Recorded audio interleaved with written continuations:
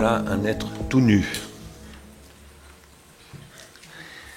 Il est tout nu. On ne peut pas dire que ces petits renardeaux sont tout nus. Ils sont déjà habillés. C'est ce que les anthropologues parfois appellent la néoténie de l'être humain. Qu'est-ce que ça veut dire? Ça veut dire que l'être humain n'est pas achevé. Alors bien sûr, les gens qui connaissent très bien les animaux et tout ça diront mais les animaux ne sont pas non plus tout à fait achevés. C'est vrai, plus ou moins d'ailleurs, ça dépend évidemment des espèces. Mais chez l'être humain, l'inachèvement conduit à des choses étonnantes, par exemple comme cela. Voilà, des tablettes pour bébés. Aujourd'hui, les petits bébés sont exposés à des tablettes. Moi, je travaille en ce moment, je suis en train de créer une clinique en ce moment, de petits bébés qui ont été exposés à des tablettes. Et je travaille avec des pédopsychiatres. Et ces petits bébés, 3 ans après, ont tous les signes de l'autisme. Et c'est catastrophique. Et on se demande jusqu'à quel point on peut arriver à les récupérer. Je dis on se le demande parce qu'il n'y a pas très longtemps qu'on a ce genre de pathologie, ça fait quelques années. Et donc on ne sait pas, en fait. On n'a pas la clinique du soin de cela. Ça, c'est ce qui n'arrivera pas à ces petits renardeaux. Alors il peut arriver d'autres choses. D'être tiré au fusil par un chasseur, par exemple. Mais justement, c'est pas eux qui produisent ça. Tandis que ça, c'est nous qui le produisons. Nous, les êtres humains. Quand nous sommes troublés de voir un chimpanzé travailler, en quelque sorte. Alors, est-ce qu'il travaille? Là, il est en train de casser une noix. Frédéric Julian, qui est un éthologue, a fait des travaux très importants sur les bonobos et les chimpanzés, où il a montré à quel point ils sont capables de faire des choses étonnantes, et par exemple, de donner le biberon à un petit lion, à un petit léopard. Là, on se dit, bah, c'est presque un homme, le chimpanzé. Pourquoi est-ce qu'on se dit ça? Eh bien, parce que précisément, il est capable de manipuler des objets qui sont artificiels et qui sont ceux qui viennent compléter. Bah, par exemple, la maman qui a des problèmes pour donner le sein, elle utilise le biberon. Et ces organes artificiels, comme le biberon, qui peuvent aussi être des organes, parce que là c'est un organe de soins, mais ça peut être aussi des organes évidemment de meurtre par exemple, ou de sécurité, c'est-à-dire de force de l'ordre qui maintient l'ordre par des organes très particuliers qui ont des capacités extrêmement puissantes pour détruire les autres, donc qui sont des organes de prédation, comme on dit dans le monde animal d'un type exceptionnel, qui peuvent aller... Alors ça commence par en fait les silex taillés, je vous en montrerai tout à l'heure, et ça va jusque non seulement aux bombes atomiques, mais aux trolls par exemple, que on dit que la Russie envoie à travers les réseaux, etc. Donc tout cela qui peut conduire à des choses qui font peur, hein. Tout cela, c'est un sujet auquel nous sommes confrontés aujourd'hui au XXIe siècle d'une manière comme absolument unique, comme jamais nous n'avons été confrontés. D'ailleurs, je suis content d'être dans un message qui s'appelle, alors je me souviens déjà plus ce que veut dire, Sud exactement, mais voilà, pour le développement, pour un autre développement. Je pense qu'aujourd'hui, nous fonctionnons sur la base d'un très mauvais développement, parce que nous n'avons pas compris encore très bien quels sont les enjeux de ces organes artificiels que sont les silex taillés, les biberons ou les revolvers. Et nous n'avons pas encore suffisamment réfléchi à ce que sont les conséquences de la conquête de la station debout. Pourquoi ce chimpanzé est-il capable de donner le biberon et de tirer au revolver? Parce qu'ils tirent au revolver, hein, et puis ils font même plus que ça, ils font toutes sortes de choses, les chimpanzés, c'est extrêmement impressionnant. Ben c'est parce qu'il est pas vraiment bipède, mais il est en route vers la bipédie. Et donc il a des organes, des membres supérieurs, comme on les appelle, ou antérieurs, plutôt, on dit membres antérieurs, voilà, qui ont déjà plus ou moins des fonctions de fabrication. C'est pour ça que quand je vous montrais le chimpanzé en train de casser une noix, on n'est pas encore vraiment dans la fabrication, mais on n'en est pas loin. Et dans tous les cas, on sait qu'il y a des grands singes qui fabriquent vraiment des choses. Y compris, vous avez dû, à l'école, vous avez dû étudier le fait, si Robert Jaffard était là, il nous en montrerait d'ailleurs des quantités astronomiques, il nous montrerait qu'il n'y a pas que les chimpanzés, que les corneilles, par exemple, font des choses incroyables. Voilà, qui transforment des matériaux. Mais les grands singes ont une capacité à transformer les matériaux beaucoup plus élevée que les autres animaux, parce qu'ils ont des mains. C'est un vaste sujet de savoir s'ils ont des mains ou pas. Un philosophe allemand qui s'appelle Heidegger a écrit un livre dans lequel il disait que le singe n'a pas de mains. Je ne suis pas d'accord du tout avec lui. Mais bon, ça c'est une autre question. Peut-être qu'on en discutera tout à l'heure. Qu'est-ce que c'est que permet la conquête de la station debout? C'est la libération de la main, qui devient un membre antérieur dédié à quoi? Eh bien, à la fabrication. Et à la fabrication de quoi? Des organes qui manquent au bébé que je vous ai montré tout à l'heure. Il n'est pas couvert, enfin, il lui manque tout à peu près. Hein. Et puis il lui manque des choses qui sont ce qu'on appelle le propre de l'homme. Le langage, par exemple. Autrement dit, le langage, c'est quelque chose qui se produit, qui s'acquiert par des apprentissages, et qui est engendré, tout comme la fabrication, des organes artificiels par la vie sociale. Voilà. Il y a évidemment des bases génétiques à tout ça, tout comme d'ailleurs pour la fabrication des objets. Je ne vais pas rentrer dans le détail, mais on y reviendra peut-être plus tard. D'ailleurs, quand André Leroi-Gourhan, ça c'est un dessin d'André Leroi-Gourhan, enfin son dessin d'André Leroi-Gourhan, a comparé les mains et les cerveaux, d'une part des simiens. Ce que vous voyez là, c'est un petit macaque. Et d'autre part, de l'Homo sapiens sapiens. Il a montré que dans les zones subcorticales, il y avait des évolutions fondamentales qui s'opéraient et qui rendaient possible. Donc il a montré qu'il y avait des bases, évidemment, génétiques de la fabrication, mais ces bases, ce sont des bases totalement ouvertes. C'est-à-dire qu'elles permettent de produire tout ce que vous voulez, à condition, évidemment, de respecter les lois de la physique universelle, grosso modo. Alors, à partir d'il y a 3 millions et quelques années, 3 600 000 ans si on reprend la datation d'André Leroi-Gourhan, qui est un peu discutée, mais c'est un peu un détail ici, ce qui se produit là, c'est la production de ce qu'on appelle les galets éclatés, ou encore choppers, qui sont les premiers outils taillés par des êtres. Alors, est-ce qu'on doit les appeler humains ou pas? Il y a toute une discussion là-dessus. Moi, je dirais, ça ne m'intéresse pas beaucoup, cette discussion. Si vous demandez à un homme du XVe siècle ce que c'est qu'un être humain, c'est le début de l'humanisme, il ne vous répondra pas du tout la même chose que vous et moi. Et si vous demandez à cet être-là, de toute façon, il n'est pas capable de répondre, il ne comprendra pas la chose. Et ce que dit André Leroi-Gourhan, et j'ai le même point de vue que lui, c'est que la grande question, c'est pas de savoir ce que c'est que l'humain. D'ailleurs, il y a des sociétés comme chez les Hopis, par exemple. Hopi, ça veut dire humain. Si vous n'êtes pas Hopi, vous n'êtes pas humain. Et donc...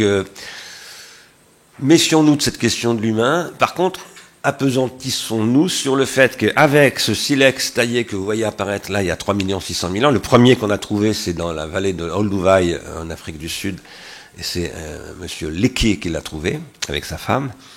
Ils étaient tous les deux des anthropologues. Qu'est-ce qui se passe là? Eh bien, il se passe que par exemple, je vous montre ce silex taillé, je suis en train de vous en parler, et ce silex taillé a un rôle de mémoire. Pourquoi? Parce qu'à travers ce silex taillé, je peux retrouver les gestes que produisaient à l'époque ceux qui taillaient des silex comme ça. Moi, j'ai essayé d'en tailler des silex comme ça. J'ai travaillé avec l'équipe d'André Leroi-Gourhan il y a de nombreuses années. J'ai jamais réussi à tailler un silex. Ça vous paraît tout bête comme ça? C'est très difficile. Bien savoir le taper comme il faut. C'est dangereux d'ailleurs parce que vous pouvez recevoir un éclat de silex dans l'œil, donc vous pouvez perdre un œil. Hein. C'est pour ça que les gens qui font ça sont très protégés.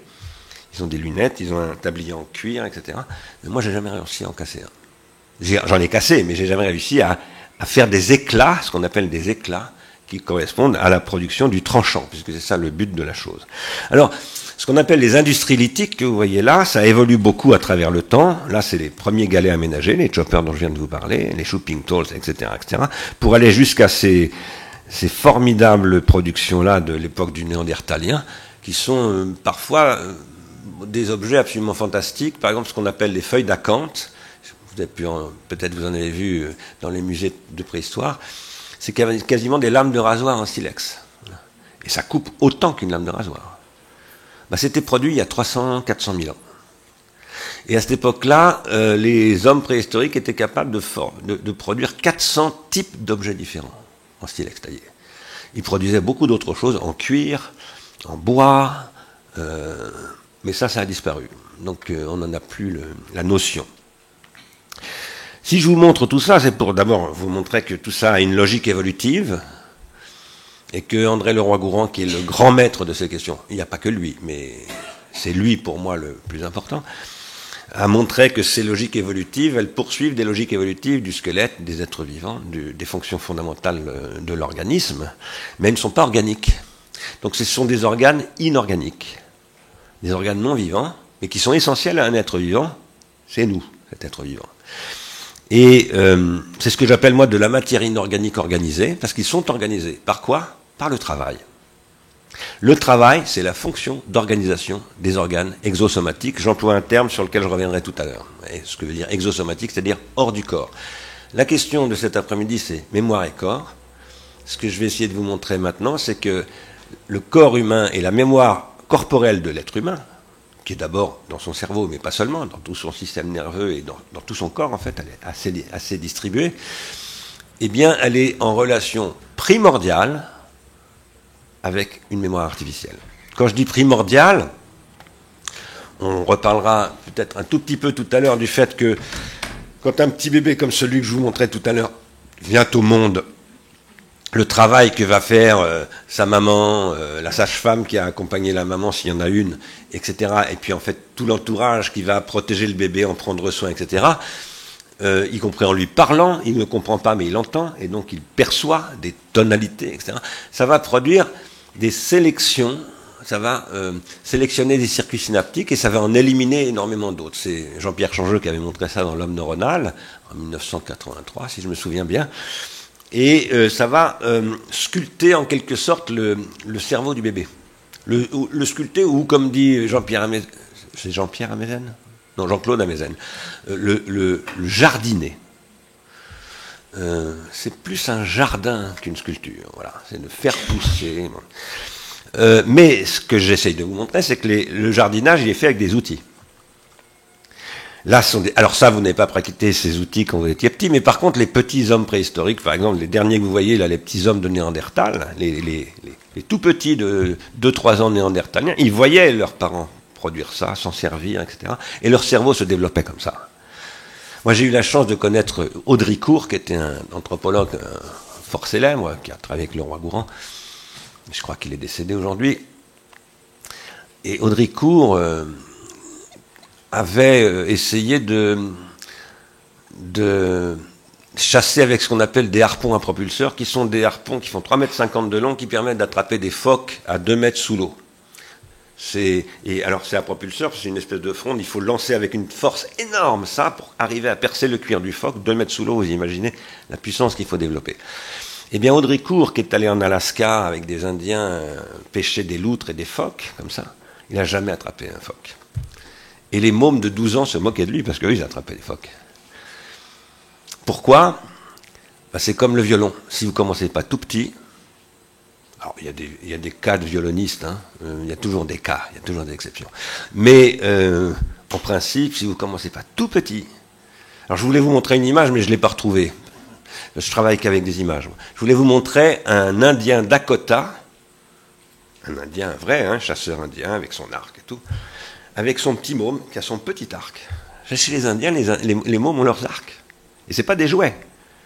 Ils apprennent à tirer tout petit. Pourquoi? Parce qu'il faut commencer tout petit. Pourquoi faire? Pour jardiner le cerveau, pour que les gestes... Voilà. Alors, ce que je veux dire, c'est que la mémoire humaine, qui est incorporée, endosomatique, c'est-à-dire dans le cerveau, dans les muscles, etc., elle est caractérisée par le fait qu'elle se forme originellement avec de la mémoire externe, qui est liée à des outils, qui est liée à des tipis, si on est chez les Indiens, disons à des milieux de vie, etc., mais aussi à des langages, et à des caractéristiques de ces langages. Chez les Hopis, par exemple, que je citais tout à l'heure, le mot Hopi veut dire homme en Hopi, il n'y a pas de temps. Enfin, C'est ce que dit Benjamin Leyworth, qui les a beaucoup étudiés. C'était un élève d'Edward Sapir. Il a appris le Hopi.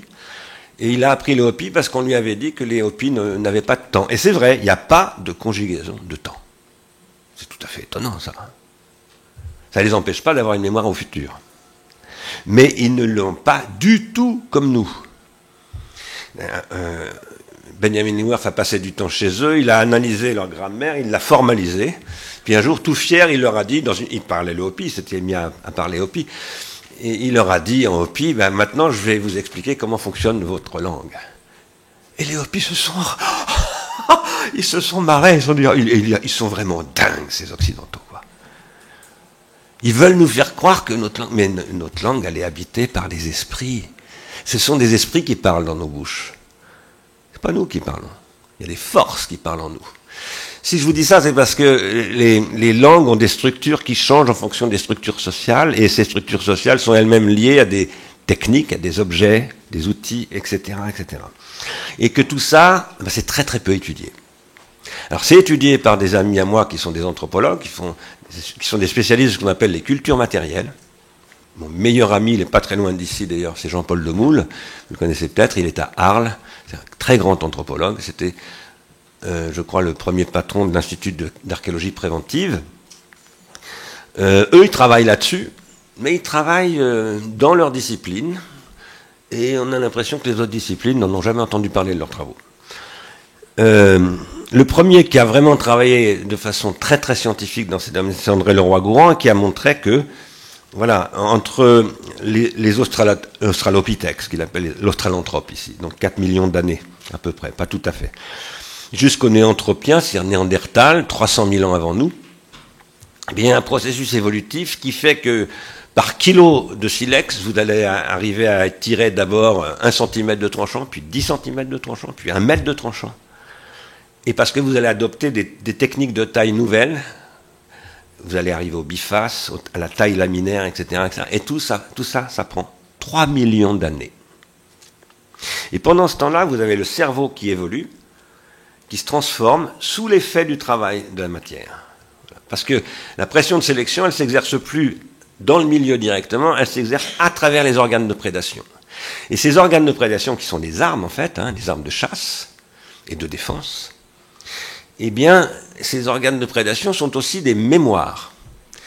La preuve, André Leroi-Gourhan peut étudier ces organes, mais le môme chasseur également étudie les organes que produit son père, son grand-père ou ses aïeux. Voilà. Et c'est ce que André Leroi-Gourhan appelle la troisième mémoire. Leroi-Gourhan, on est en 1964, quand il dit ça, dit, voilà, en gros, la mémoire du vivant, c'est une enveloppe génétique, d'une part, ce qu'on appelle aujourd'hui le génome, ou l'ADN. D'autre part, une mémoire nerveuse. Alors, ça mériterait évidemment, appelons ça la mémoire épigénétique, pour aller vite, la mémoire de l'expérience, c'est-à-dire que plutôt ce qu'on appelle la mémoire individuelle. Mais chez l'être humain, dit-il, il y a une troisième mémoire, c'est la mémoire externe. Et on ne comprend rien en rapport entre les deux premières si on n'articule pas la troisième. Alors, c'est important de le lire, André Leroi-Gourhan, parce que si par exemple vous lisez cette phrase, je vous la lis, imaginez qu'il n'y aura pas bientôt, 1964, des machines dépassant le cerveau humain dans les opérations remises à la mémoire et au jugement rationnel, c'est reproduire la situation du pithécanthrope qui aurait nié la possibilité du biface de l'archer ou aurait ri des arquebuses.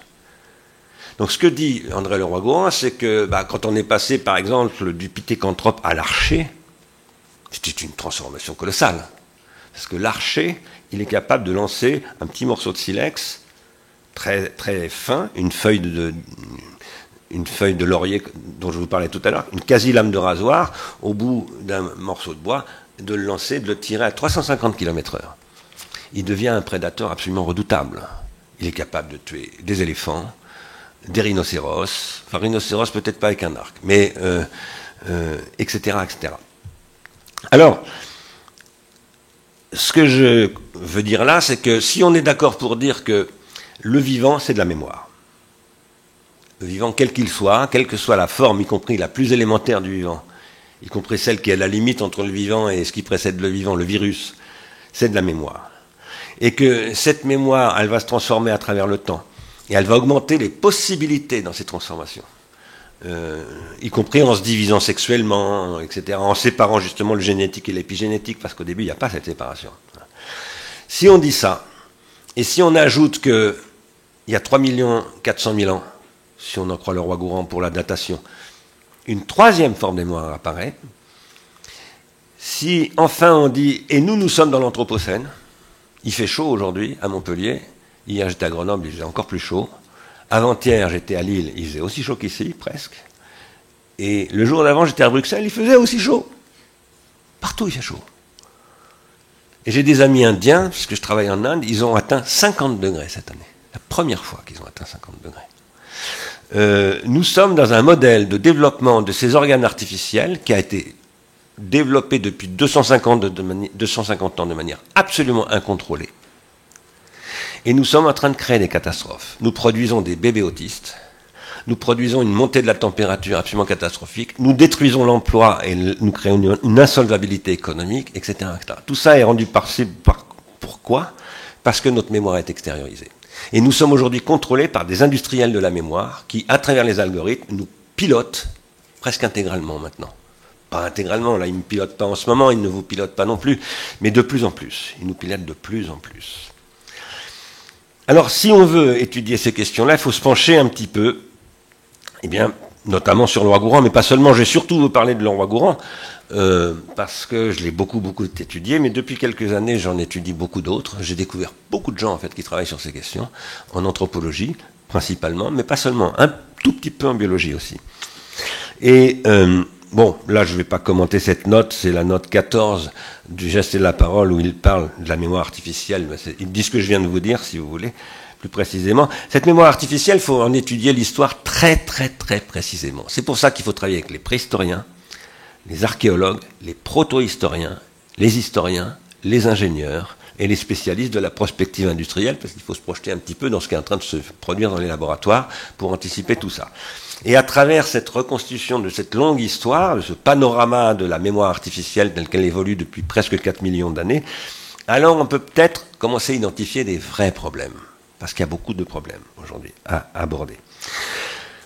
Ce que je voudrais vous dire, c'est que après les silex taillés que vous voyez là, à la fin, à cette période-là, il y a donc 300 000 ans, on entre dans ce qu'on appelle le paléolithique supérieur, et au paléolithique supérieur apparaissent ces formes d'extériorisation de la mémoire.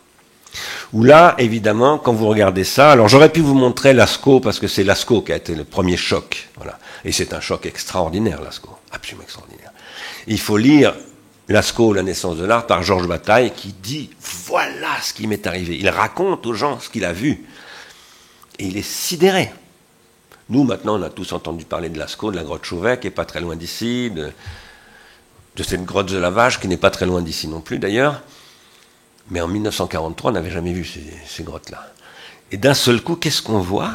On voit ce qu'ont vu des gens qui vivaient il y a 20, 30, 40 000 ans. Grotte Chauvet, presque 35 000 ans. La grotte Chauvet, c'est un festival de peinture. Stupéfiant. Et ce qui est saisissant et très émouvant, c'est que vous voyez effectivement que, par exemple, l'homme de l'époque... Alors ça, c'est pas une grotte très ancienne, c'est 11 000 ans avant notre ère. Mais il avait une vision des lions. Alors d'abord, ça prouve qu'il y avait des lions dans cette région qui est les Cévennes, et qu'il les voyait d'une manière incroyable. Hein. Il avait une acuité, une intelligence analytique de ce qu'il voyait, du mouvement, puisque ce que vous voyez, c'est qu'en fait, sur ce bas-relief, qu'il a reconstitué évidemment, hein, on voit une lionne en train de courir, et la reproduction du mouvement de la course est stupéfiante. Alors ça, c'est bien après Lascaux, enfin c'est bien après, c'est 6 000 ans après Lascaux, c'est 24 000 ans après la grotte Chauvet, mais déjà à l'époque de la grotte Chauvet, vous avez des choses absolument stupéfiantes. Si je vous dis ça, c'est parce qu'il y a une histoire d'extériorisation de la mémoire. Jusqu'à cette époque-là, alors il y a certainement des choses qu'on n'a pas encore découvertes, et peut-être qu'on remontera 100 000 ans en arrière, je ne sais pas. Hein. L'archéologie nous réserve toujours d'incroyables surprises, mais pour le moment, disons que jusqu'à il y a 35 000 ans, on ne connaît pas d'extériorisation. Quoique si, il y a eu justement en Afrique, on a découvert la semaine dernière, voilà, une trace de 70 000 ans. 70 000 ans. Donc ça, c'était un événement très important. En tout cas, il y a quelque chose qui apparaît à un moment donné qui fait qu'on peut extérioriser les contenus mentaux. Les silex que je vous présentais tout à l'heure, ils permettent d'extérioriser des contenus sensorimoteurs. C'est-à-dire, ils permettent d'engrammer, comme on dit, c'est-à-dire d'enregistrer de la sensorimotricité.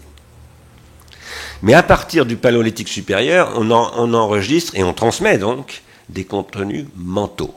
D'abord visuels et imaginatifs, en images, disons, mais bientôt idéographiques, je me trompe de colonne, et là apparaissent avec ces idéogrammes, là je vous montre ce sont de très beaux calligrammes chinois, mais ce sont des calligrammes, mais ils remontent, ces premiers idéogrammes chinois, pas ceux-là, mais les premiers idéogrammes chinois remontent à plus de 3000 ans. Et d'ailleurs à peu près au même moment que les idéogrammes égyptiens et mésopotamiens. À cette époque-là, il y a 3 grandes civilisations hydrauliques, c'est-à-dire qui reposent sur l'exploitation de l'irrigation produite par les grands fleuves, le Yangtze-Kiang, etc. en Chine, le Tigre et l'Euphrate en Mésopotamie et le Nil en Égypte, et qui vont permettre d'enregistrer, par exemple, des crues, et du fait qu'on les enregistre, que par ailleurs, avec cet enregistrement, on a aussi enregistré le mouvement des astres, de la Lune, etc. On a fait un calendrier, le calendrier égyptien, par exemple, ou chinois. Eh bien, on va dire, la crue du Nil, ça apparaît à peu près à telle époque de l'année, donc préparons-nous, un mois avant le début de la période de la crue, on commence à creuser des tranchées, etc. Pourquoi faire? Pour canaliser l'eau et faire des systèmes d'irrigation. Et donc, on va cultiver de la lentille, du riz, etc. Et on va devenir un empire puissant qui va dominer toute la société environnante en Égypte, au Moyen-Orient avec la Mésopotamie et en Inde, en Chine, en Asie. L'Inde aussi d'ailleurs, mais dans une temporalité un peu plus tardive. Cette mémoire extériorisée, que les Chinois lisent toujours. Aujourd'hui, il y a encore l'étude des idéogrammes en Chine, et les grands lettrés chinois, ça existe toujours. Et ça permet à ces grands lettrés de constituer une unité culturelle depuis presque 4000 ans. Et ça, je peux vous dire qu'on n'a pas fini d'en mesurer les conséquences. Moi, je travaille beaucoup en Chine, et la Chine a son avenir devant elle. Il faudra faire avec, que ça nous plaise ou pas.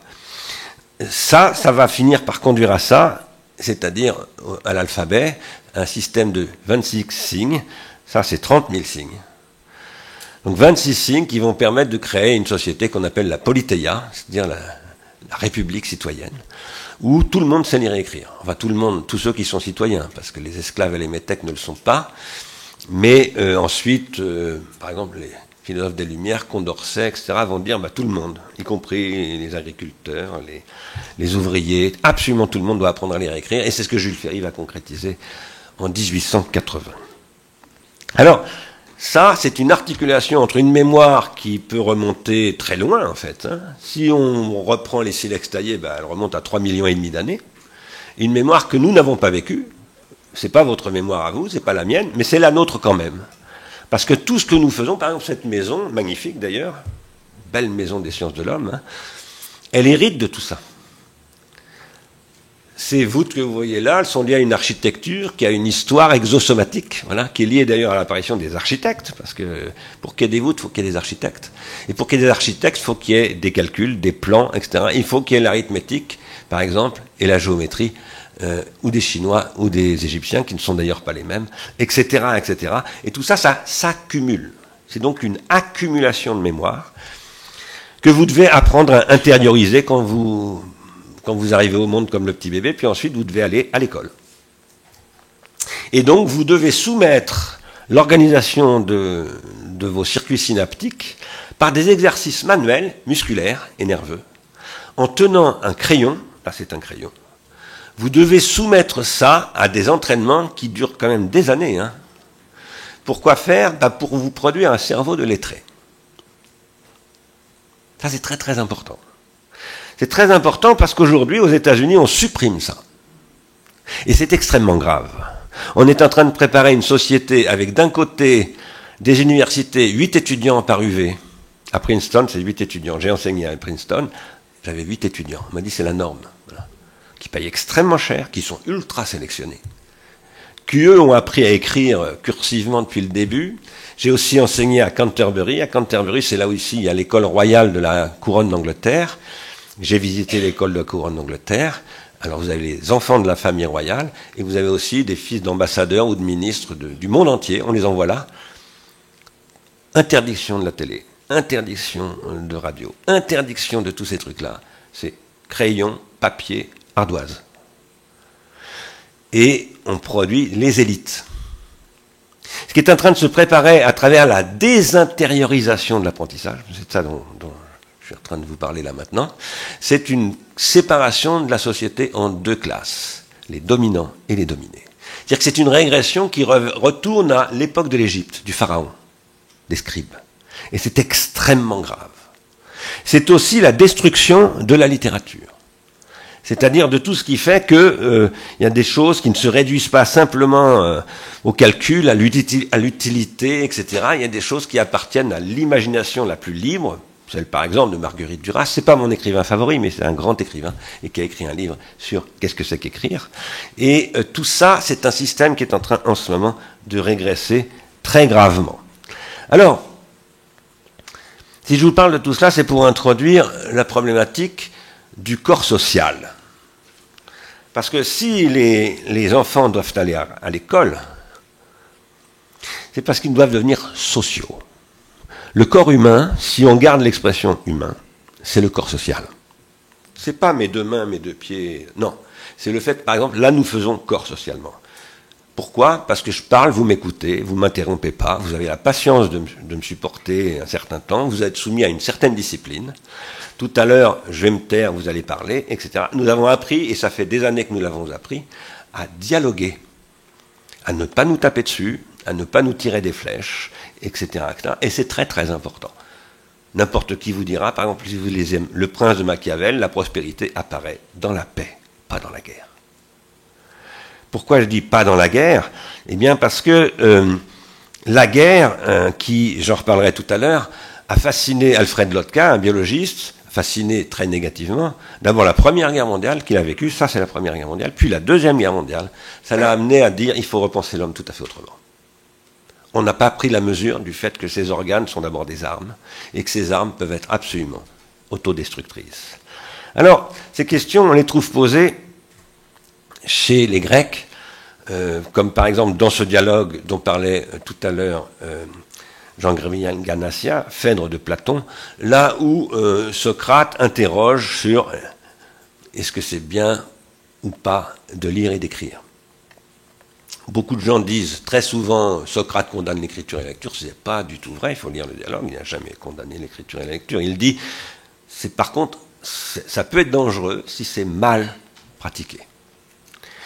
Et si je vous le dis, c'est parce que l'écriture, c'est un cas particulier de ces mémoires de transmission de contenu qui ont commencé à apparaître au Paléolithique supérieur, voilà, et qui permet de transmettre alors des raisonnements verbaux. Quand vous lisez ce dialogue de Platon, par exemple, qui remonte à, quand même au IVe siècle avant Jésus-Christ, hein, vous y êtes, hein, vous voyez quasiment Socrate, vous l'imaginez, vous avez l'impression, ça pourrait presque être une discussion avec vos voisins de poilier. Hein, bon.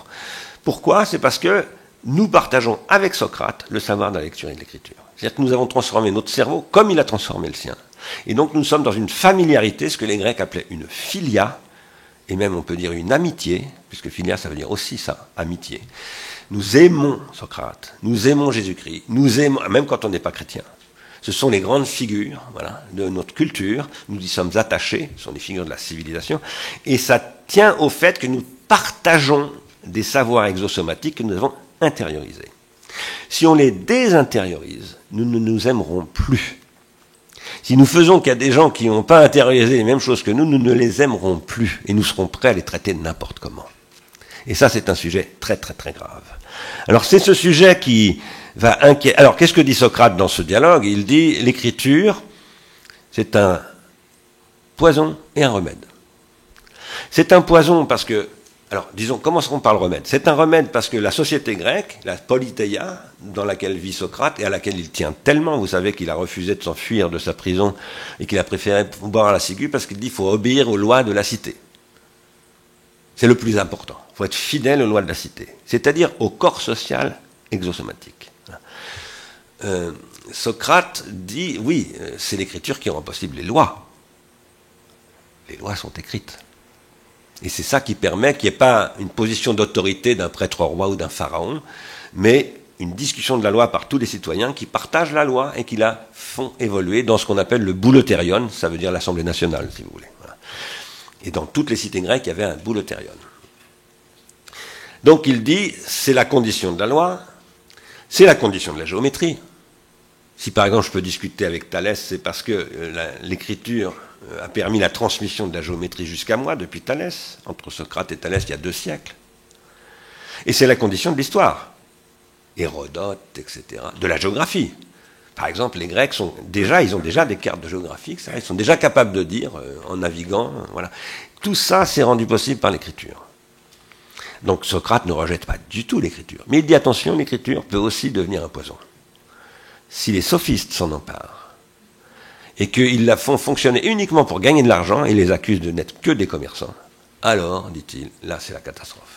Parce que là, c'est un pouvoir de manipulation des esprits, en particulier de la jeunesse, dit-il, et ça peut conduire à la guerre civile. Il dit ça, précisément, Athènes est en guerre civile à cette époque-là, enfin vient de sortir d'une guerre civile. Donc ce sont des choses extrêmement concrètes, parce qu'on vous présente très souvent la Grèce magnifique, le marbre blanc, le soleil, les cigales et tout, mais c'est des massacres à n'en plus finir à l'époque de Socrate, avec des gens qui sont assassinés, bon, bref.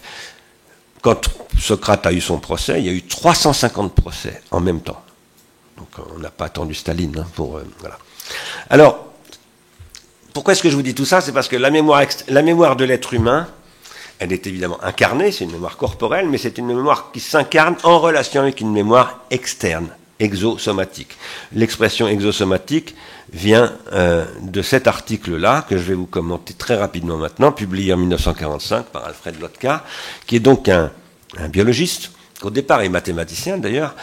Il est aussi physicien comme beaucoup de mathématiciens à son époque, il a fait de la physique mathématique, il est spécialiste de l'entropie, et il travaille sur la génétique des populations et sur les effets de l'entropie et l'intérêt des formalismes de probabilité de statistiques dans la théorie de l'entropie en thermodynamique dans le domaine de la biologie. Et il a commencé à produire des textes où il réfléchit beaucoup sur ce qu'il y a de particulier chez l'être humain, d'abord après la Première Guerre mondiale. Il a été horrifié de ce qui s'est passé pendant la Première Guerre mondiale. Il a dit, mais la science a été mise au service de la destruction. Tout ce génie industriel fabuleux, en fait, a fait des dizaines de millions de morts, etc., etc. Et en 1945, il est sollicité par un organisme international pour étudier avec d'autres les conséquences de la guerre sur les populations civiles européennes. Et alors là, il dit, là on a Auschwitz. Bon. Ça a atteint des dimensions pas possibles. Et c'est là qu'il écrit cet article que je vous montrais tout à l'heure, et dont je vous recommande de lire en particulier cette partie, où il dit que l'espèce humaine est une espèce très très particulière, parce qu'elle ne se développe pas endosomatiquement, comme toutes les autres espèces, depuis les organismes élémentaires jusqu'aux espèces les plus complexes, des animaux supérieurs, mais elle se développe exosomatiquement. C'est ce qu'il appelle the exosomatic evolution ici. Voilà. Et il dit que ça pose des problèmes nouveaux qu'on n'a jamais posés en fait encore en biologie. Et il dit ça pose d'autant plus de problèmes que les technologies évoluent de plus en plus vite et qu'on n'en a plus le savoir. C'est-à-dire qu'elles vont plus vite que les savoirs qu'on en a. Or, si on n'est plus capable d'avoir des savoirs pour prescrire leurs pratiques, alors elles vont nous détruire. Voilà ce qu'il dit. C'est ça sa conclusion de ce qui s'est passé en 1945. Moi, aujourd'hui, je travaille à l'étude de ce que j'appelle les corps exosomatiques complexes, inférieurs et supérieurs. Alors, un corps exosomatique simple, c'est vous et moi. Mon corps est exosomatique, vous le voyez. J'ai des lunettes, j'ai un t-shirt, j'ai un pantalon, j'ai des chaussures. Vous voyez bien que je n'ai pas que des... Je ne suis pas comme le petit bébé, je ne suis pas venu tout nu, je me suis couvert. C'est par pudeur et c'est aussi pour toutes sortes d'autres raisons. Pour me protéger du soleil, ou me protéger du froid, etc., etc. Et puis, j'ai un micro, j'ai un ordinateur, j'ai une table, j'ai un sol plan qui a été totalement travaillé. Et vous ne vous rendez pas compte à quel point tout ça, si vous ne l'aviez pas, vous ne pourriez pas vivre. Alors ça mérite de lire Rousseau un tout petit peu, dans un discours sur l'origine de l'égalité. Rousseau qui dit, mais imaginez que vous vous retrouvez dans la forêt du Caraïbe, il l'appelle comme ça. Imaginez que vous vous retrouvez là et que vous n'avez que vous-même. Et bien, 2 jours après, vous avez disparu. Voilà. Vous êtes mort. Vous ne pouvez pas survivre. Alors il dit, le Caraïbe non plus ne peut pas survivre. Il a son arc, ses flèches, etc. Mais lui, il a besoin que de son arc et de ses flèches. Vous avez besoin d'une quantité astronomique de choses. Voilà. Parce qu'en fait, nos corps se sont développés en intériorisant le monde social qui les entoure. Vous ne survivriez pas en Amazonie. Alors, sauf si vous êtes parti comme Lévi-Strauss avec de la nivaquine, etc., et que vous êtes préparé. C'est comme si vous deviez prendre une navette spatiale qui décolle à 28 000 km/h. Si vous n'étiez pas entraîné, crise cardiaque. Vous ne pourriez pas. Même piloter un avion à Mach 2, vous ne pourriez pas. Parce que Mach 2, c'est 2500 km/h. Votre corps ne supporterait pas la chose. Mais l'homme se transforme en permanence, il s'adapte. Par exemple, moi je me souviens très très bien la première fois que j'ai fait du vélo. Je me souviens très très bien, je me suis cassé la figure, je suis rentré dans quelqu'un avec, voilà, et ça me paraissait absolument impossible. On apprend en permanence, voilà. C'est bien plus compliqué de tirer à l'arc que de faire du vélo, et l'homme tire à l'arc depuis 40 000 ans, etc., etc. Qu'est-ce que je veux dire ? Je veux dire que si on veut comprendre les rapports de l'homme à la mémoire, il faut étudier d'abord non seulement son corps et les organes qui l'entourent, mais il faut étudier les organisations dans lesquelles il acquiert cette connaissance des organes. Ces organisations, eh bien, par exemple, c'est cette Maison des sciences de l'homme, c'est l'Institut, l'Observatoire des mémoires B2V, c'est toutes sortes de choses, c'est les usines, c'est ce que j'appelle des exorganismes complexes, qui sont constitués, en général, par des artifices. Par exemple, l'Observatoire B2V des mémoires a un site web, a des dispositifs spécifiques, a une littérature spécifique, etc. Et nous qui en faisons partie, eh bien, nous nous articulons autour de ces organes-là. Et nous nous les approprions, nous les servons, etc. J'appelle ça donc des organes exosomatiques. Les organes exosomatiques, complexes. Et les organes exosomatiques complexes, il faut les étudier comme les outils. Par exemple, lorsqu'apparaît le néolithique, ça c'est un des premiers villages du néolithique, il se passe quelque chose de tout à fait nouveau dans les organes exosomatiques complexes, qui vont rendre possible l'accumulation de grains, l'agriculture. Alors ils sont produits par l'agriculture, disons que ça marche ensemble, avec le package, donc l'accumulation de grains, donc la possibilité de l'investissement, la constitution du pharaon autour du thésaurus, c'est-à-dire de l'accumulation de ce qu'on appelle le grenier, etc., et l'apparition d'une division en artisans, paysans, soldats, prêtres, etc., une hiérarchie sociale, voilà, et qui va être un système de circulation de la mémoire, d'intériorisation. Alors certains ont le droit d'intérioriser la mémoire écrite, c'est les enfants des scribes, qui sont en fait des espèces de nobles, comme la noblesse de robe, ça se transmet de génération en génération, donc les enfants de scribes deviennent scribes. Hein. D'autres sont voués à des esclaves, voilà, du pharaon ou d'autres, etc. Alors ces organes exosomatiques complexes, il faut voir comment ils évoluent. Par exemple, ça, c'est la ville de Pise. Je ne sais pas si vous l'avez visité, mais si vous ne l'avez pas fait, je vous le recommande chaleureusement. Il fait d'ailleurs très chaud à Pise, mais c'est d'une beauté inouïe. C'est une beauté absolument incroyable. Et c'est un vaste organe exosomatique qui produit évidemment la mentalité des Pisans, parce que ça provoque ce qu'on appelle un esprit des lieux, une culture, des fêtes d'ailleurs aussi très spécifiques, etc., une mémoire d'un corps social, qui n'est pas dans le cerveau d'un individu, qui n'est pas dans la ville elle-même, qui est tout ça en même temps. C'est ce que j'appelle l'exorganisme. L'exorganisme, c'est pas simplement la ville, c'est la ville et ses habitants.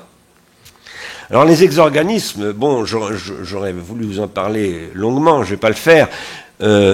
Ça aussi, c'est un exorganisme simple. C'est un exorganisme complexe. Alors, ça ressemble à un exorganisme simple, mais c'est en train de produire quelque chose de plus complexe comme ça. Ça, ce sont les caravelles de Christophe Colomb. Elles sont servies par 40 marins. Ces bateaux-là, qui sont les organes exosomatiques à travers lesquels les Occidentaux ont conquis le monde entier, ont peut-être provoqué une petite catastrophe, à mon avis. Mais quand je dis ça, c'est pas pour rejeter tout ça. Hein. Je pense qu'il faut avoir les yeux en face des trous, tout simplement.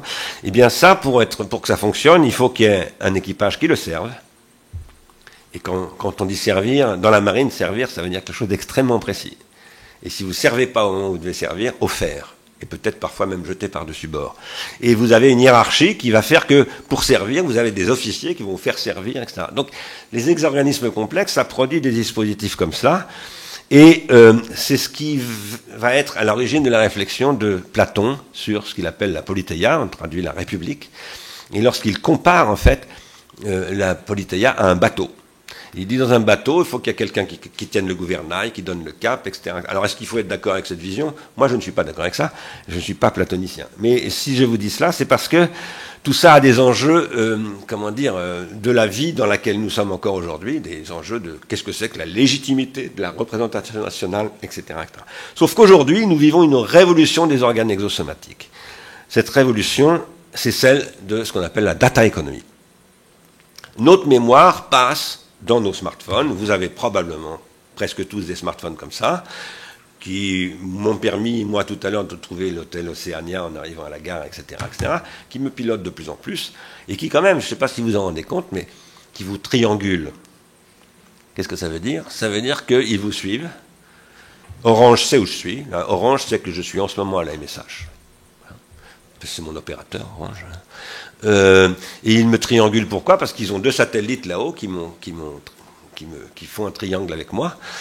Et ça veut dire que la Terre est aujourd'hui entourée de ce que j'appelle l'exosphère, où il y a à 400 km d'altitude des satellites basse altitude, ensuite il y a des satellites stratosphériques, puis il y a des satellites géostationnaires. Il y en a des milliers, et ils pilotent tout ça à distance. Alors, ça c'est une transformation colossale de la mémoire externe, et c'est indissociable de l'économie et de la technologie, et ça pose d'immenses problèmes, à un moment où, en plus, on commence à parler du cerveau augmenté. Ce matin, d'ailleurs, ça aussi, Jean-Gabriel Ganassia en parlait. Elon Musk veut aujourd'hui commercialiser des augmentations du cerveau, qui ferait que, par exemple, vous n'avez plus besoin d'avoir un smartphone, vous l'avez dans le cerveau. Et c'est faisable, hein. L'armée israélienne, aujourd'hui, travaille avec des pilotes qui sont raccordés directement à leur... Ils n'appuient plus sur le bouton pour tirer un missile, ils pensent « je tire un missile ». Pourquoi? Parce qu'entre le néocortex et ça, il y a 1,20 m ou 1 mètre. Et ça met 1/60e de seconde. Quand vous êtes en train de faire la guerre entre pilotes de chasse avec des missiles, 1/60e de seconde, c'est extrêmement long. Donc si vous gagnez 1/60e de seconde en raccordant directement le cerveau à travers une fibre optique à l'organe de tir, eh bien vous allez gagner la guerre. Tout ça, c'est ce qu'on appelle les évolutions de ce qui produit le transhumanisme, etc. Je ne vais pas vous parler de ça, de toute façon je vais m'arrêter, parce que je crois qu'il est l'heure. Oui, bien sûr. Non, mais il faut que je m'arrête là. Ce que je vous dirais simplement, c'est retournons à notre petit bébé. Eh bien, notre petit bébé, aujourd'hui, il est statistiquement programmé. Et c'est assez effroyable, parce qu'il est réduit à sa calculabilité. Et ce qui fait le génie de... Par exemple, moi j'ai travaillé... Alors je travaille beaucoup avec Marianne Wolf, qui est une spécialiste de ces questions, qui est neuropsychologue, comme mes amis de B2V, comme certains de mes amis de B2V. Et elle travaille sur des enfants qui ne sont pas autistes, qui sont plutôt dyslexiques, apraxiques, etc. Et elle travaille avec de l'imagerie cérébrale. Et elle rappelle, attention, il ne faut pas tout soumettre au nombre, parce que par exemple, Léonard de Vinci, Thomas Edison, bien d'autres, Einstein sur un certain plan, ils étaient handicapés mentaux.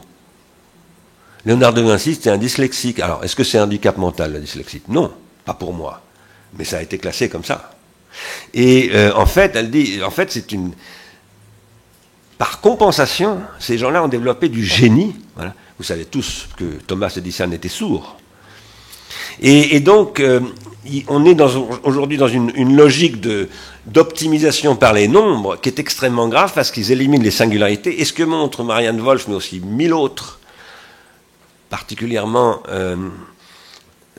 Georges Canguilhem, qui a aussi pas mal parlé de ces questions, c'est que c'est les défauts qui sont à l'origine de l'innovation, de l'invention, etc. Et qu'il ne faut surtout pas vouloir rendre parfaits les gens. Parce que si on les rend parfaits, on fait des poupées Barbie. Et s'il y a un truc dont j'ai jamais eu envie, c'est une poupée Barbie. Merci de votre attention.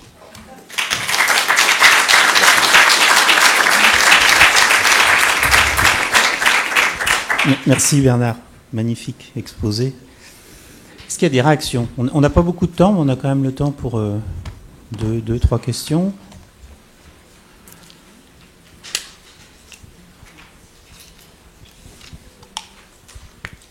Bonjour et merci. Avec le développement de l'exosomatisation, donc de la mémoire et le savoir se transfèrent dans les GAFA, dans Wikipédia et autres. Et quand on voit parallèlement la montée de ce qu'on appelle des populismes, voire du créationnisme, toutes ces croyances, est-ce que, quelque part, le genre humain, ou le genre humain, puisqu'on ne peut pas dire race humaine, genre humain, n'est pas en train de dégénérer? Voilà.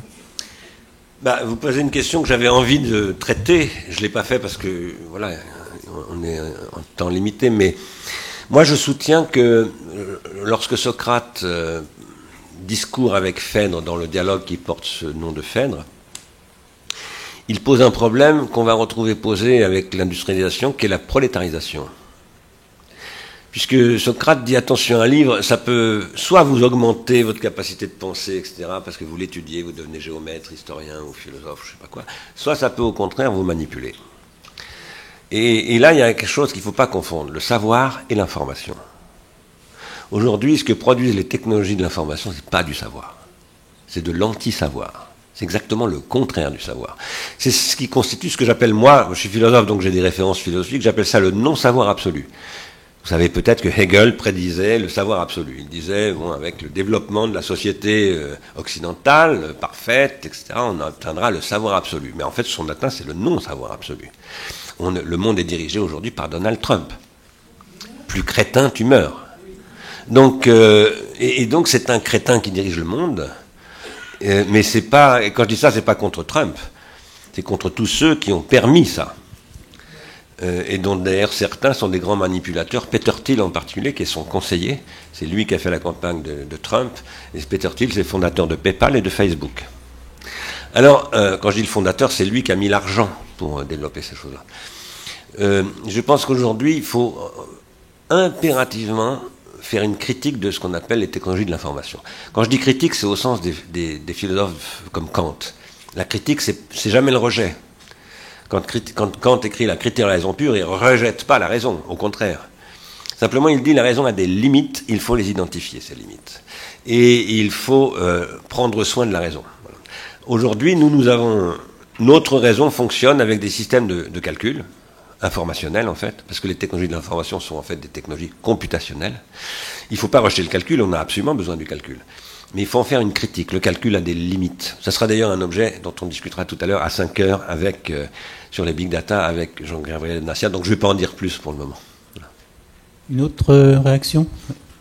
On sera obligé de s'arrêter pour les questions parce qu'on a un timing serré. Donc c'est la... Est-ce que dans une... Bonjour Monsieur Stigler. Est-ce que dans une société consumériste comme la nôtre, le formatage des jeunes enfants et a fortiori des adolescents, dans ce sens qu'ils n'attendent plus, leur désir est complètement éteint, et qu'ils veulent effectivement obtenir d'emblée ce qui nécessiterait une attente, est-ce que ça ne participe pas de l'altération justement de cette mémoire? Bah, bien sûr que oui. D'ailleurs, ce qui nous réunit aujourd'hui, c'est un livre qui s'appelle « La mémoire au futur », et qui montre précisément que la mémoire, elle ne suppose des anticipations, c'est-à-dire des projections dans le futur. Robert Lafarce, tout à l'heure, dans une conférence de presse, expliquait que... Non, c'est pas Robert Lafarce, c'est toi. Merci bien. Voilà, c'est ce livre-là. Francis, qui vient de me donner le livre, Francis Eustache, expliquait tout à l'heure que, voilà, le problème de l'amnésie, c'est aussi de l'impossibilité à se projeter, c'est-à-dire à désirer aussi. On ne peut pas séparer, on ne peut pas opposer le passé, l'avenir et le présent. En fait, le temps est tridimensionnel et il est toujours tridimensionnel. C'est-à-dire quand vous étudiez le passé, vous êtes de toute façon toujours dans le présent et dans le futur. Vous ne vous en rendez pas forcément compte. Par exemple, si vous faites de l'archéologie, vous étudiez des traces depuis votre temps. C'est depuis votre temps que vous les voyez. Si vous étiez un Indien d'Amazonie, vous ne les verriez pas du tout de la même manière. Voilà. Alors aujourd'hui, effectivement, il y a une exploitation computationnelle. La mémoire est remplacée par des traces calculables et ça tue le désir. Et ça, c'est... Moi, je suis stupéfait qu'il n'y ait pas des parents qui manifestent tous les jours dans les rues. Je me dis, mais qu'est-ce qu'ils ont dans le crâne, ces parents, à se laisser manipuler comme ça? Pourquoi accepter cette situation? Je dis ça, je me suis beaucoup employé, j'ai écrit des pétitions et ça réagit pas. Parce qu'ils sont conditionnés. Un jour, j'ai failli me faire casser la figure par un type en Allemagne, parce que j'expliquais ce que je vous dis là, et il m'a dit, mais vous m'accusez d'avoir laissé mes enfants. Je dis, non, je vous accuse pas, moi aussi j'ai fait ça. Mais vous voulez me casser la gueule. C'est le service d'ordre qui a empêché qu'il me tape dessus. Alors, il y a un très très gros problème, mais il faut devenir un peu adulte. C'est-à-dire, à un moment donné, il faut dire, bah oui, on s'est trompé, moi aussi j'ai laissé mes gosses devant la télé, tout ça, bon, on a tous fait ça. Mais ça suffit maintenant. Et maintenant, il faut exiger que ça s'arrête. Il ne faut pas manifester pour 10% de salaire supplémentaire, pourquoi pas, je ne suis pas contre. Mais il faut d'abord manifester pour dire arrêtez le massacre des innocents, parce que là c'est vraiment le massacre des innocents.